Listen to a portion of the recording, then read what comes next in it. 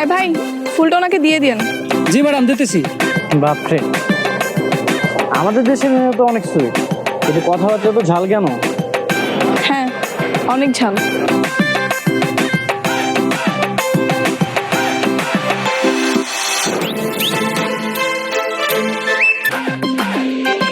তুলি, এই তুলি কই? আমি কিভাবে বলবো দাদি? কাজের মেয়ে দেখো, হয়তো কোথাও কাজই করছে। ও আচ্ছা, চলো তুমি ডায়ের ভিতরে গেলে তুলির সঙ্গে পরিচয় হয়েছে। চলো চলো।